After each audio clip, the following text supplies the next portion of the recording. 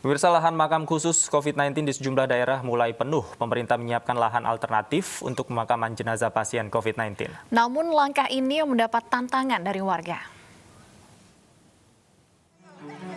Warga desa Ujung Serdang, Deli Serdang, Sumatera Utara menghadang alat berat yang digunakan untuk menggali lahan makam jenazah pasien corona.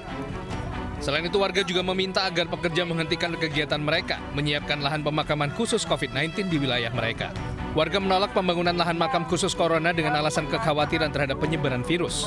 Sebelumnya warga tidak dikasih tahu, yang diundang hanya 14 orang. Yang bersangkutan lahan yang kena, yang digarap masyarakat itu yang diundang. Memang masyarakat perlu edukasi agar jelas.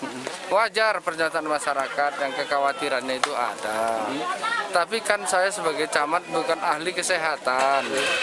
COVID itu berbahaya atau tidak yang bisa menjelaskan kesehatan. Nah, di gugus tugas kabupaten ada timnya semua.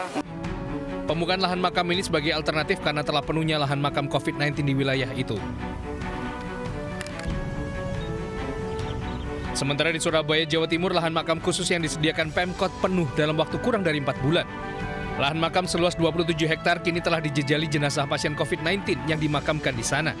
Tingginya jumlah pasien yang meninggal menjadi pemicu lahan makam khusus COVID-19 ini penuh terisi. Hal yang sama terjadi di ibu kota.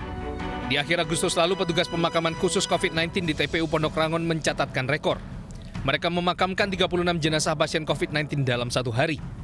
Banyaknya pasien yang meninggal membuat pekerja harus berjibaku hingga malam hari. Sebelumnya, pemerintah di sejumlah daerah telah menyiapkan lahan makam khusus untuk memakamkan jenazah pasien COVID-19. Lahan makam khusus ini telah sesuai dengan protokol WHO.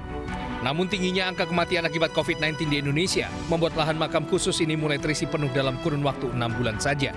Bila tak segera ditanggulangi dan ditekan, kasus kematian akibat COVID-19 akan menimbulkan krisis lahan makam khusus bagi jenazah pasien COVID-19. Tim Liputan iNews melaporkan.